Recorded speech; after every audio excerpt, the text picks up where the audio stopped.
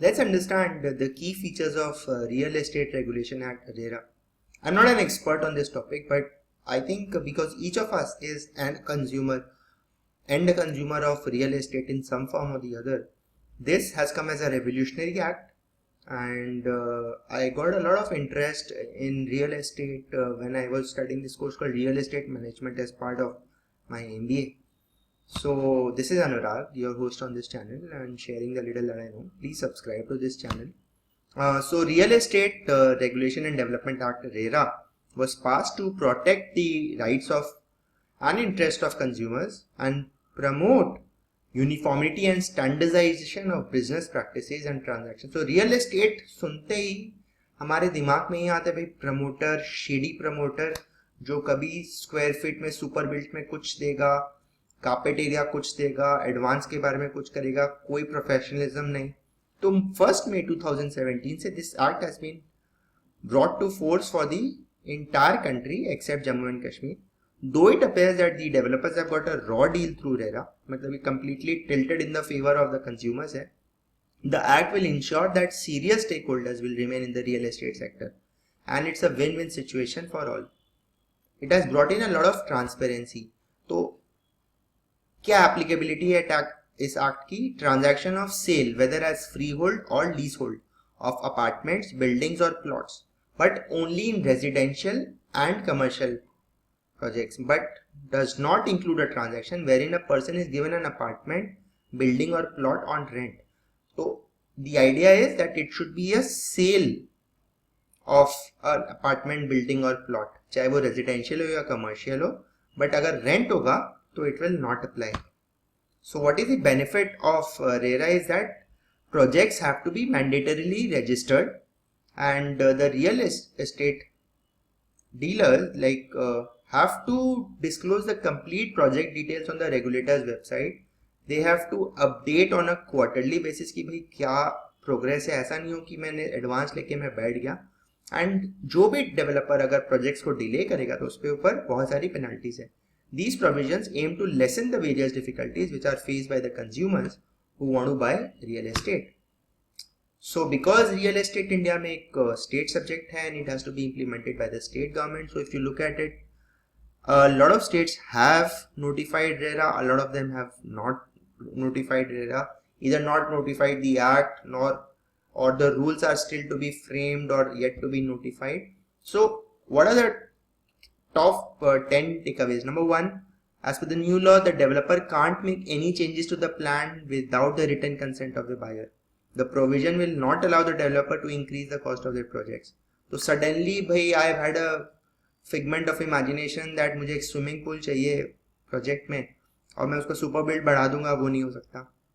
Second, ensures that the project is completed in time. If delayed, then the developer will have to pay interest on the amount paid by the buyer. Now this is unheard of in India. Developers just take it as their own sweet will once, because buyer एक बार चंगुल में आ गया उसके बाद तो भाई मेरी इच्छा मैं 5 साल में दूं पोजेशन, 3 साल में दूं, doesn't matter.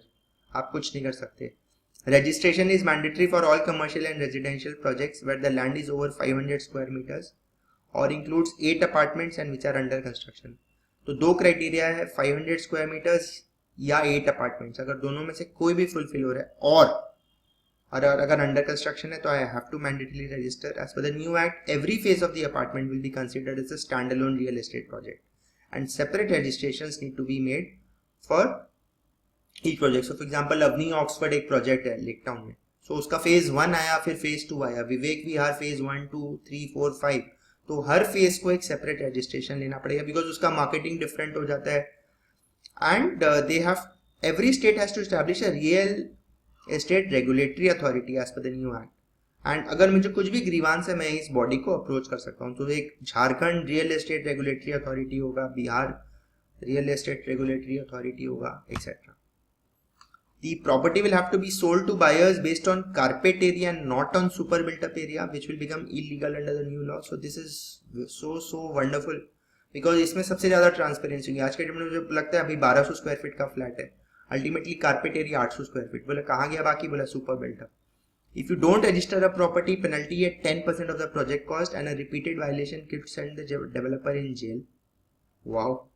As with the new law, the developer will have to place 70% of the money collected by the buyer from the buyer in a separate escrow account. This will keep a check on developers who divert the money to start a new project instead of finishing the one for which money was collected, and ensure that the respective project is completed in time. तो ये एक बहुत interesting है. अब इसके ऊपर banks को ये भी इशू हो जा रहा है कि अब 70% जो कलेक्शन है वो आपको एक सेपरेट एस्क्रो अकाउंट में डालना पड़ रहा है. तो banks are asking for more collateral because they do not have access to the 100% of the cash flows. आप ईटी पढ़ेंगे तो इसके ऊपर काफी आपको न्यूज मिलेगी कल की. If the buyer finds any shortcoming in the project, then they can contact the developer in writing within 1 year. Possession ये नहीं है कि पोजीशन ले लिया बस आज के बाद मैं आपको भूल गया कौन हो आई डोंट नो.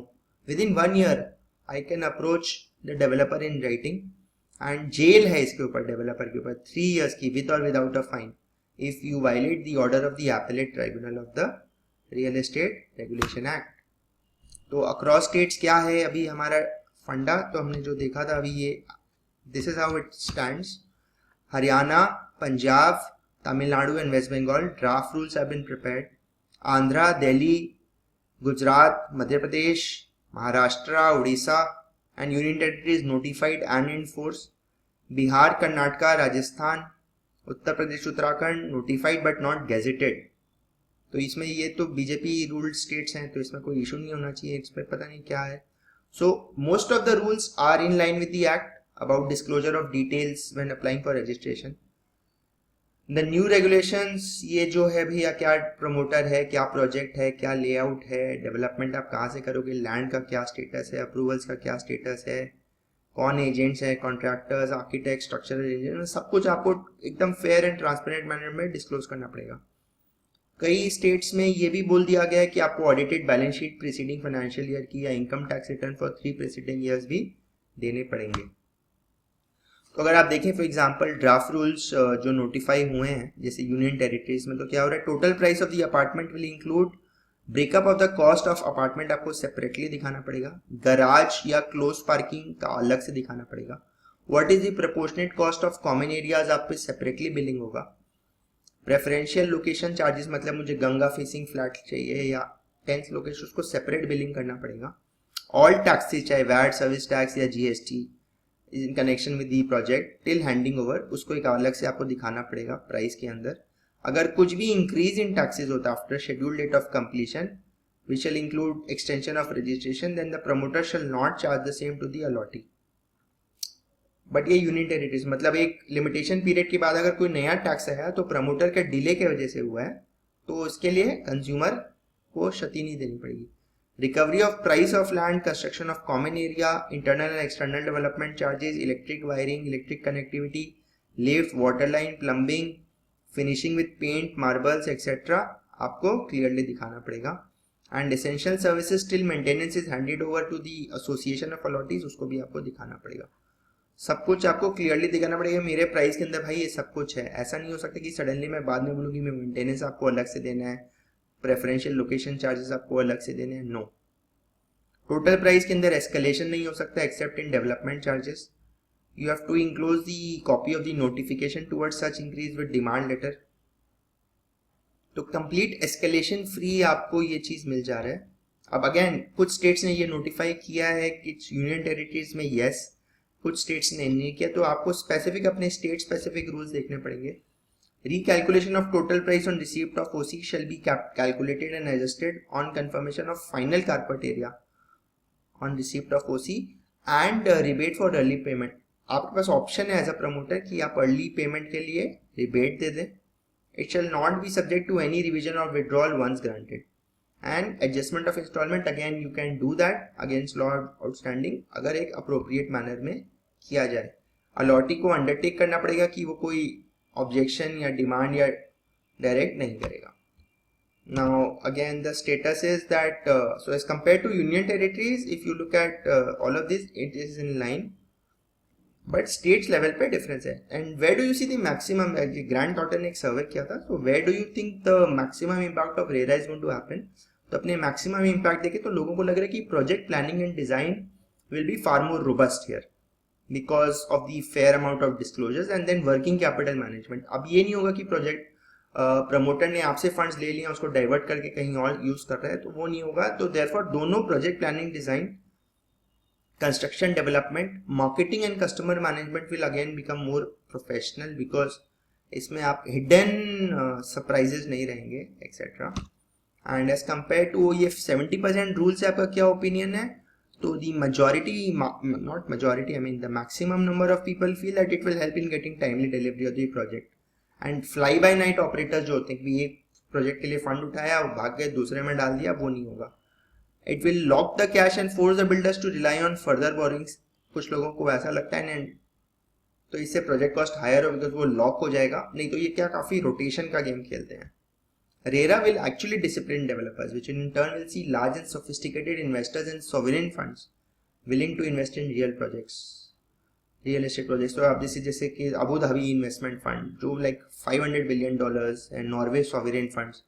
अगर इंडिया में रियल एस्टेट जो आज तक सबसे ज्यादा अनप्रोफेशनल और शेडी इंडस्ट्री रहा है उसके अंदर डिसिप्लिन आ गया, तो it will be very good for things. So basically ये एक नेचुरल प्रोटेक्शन हो रहा है इन्वेस्टर्स के इंटरेस्ट को, and it will also reinstate the faith of the general public to invest in real estate projects as they will be more confident of the quality and timely delivery. Therefore इस industry में अगर RERA actually in the true letter and spirit implement होता है तो it will actually help the industry. Thank you so much. In case you got any questions, please put behind in the comment section. I shall be very happy. आपको अच्छा लगा, खराब लगा, क्या आपके comments है, please put it. Thank you.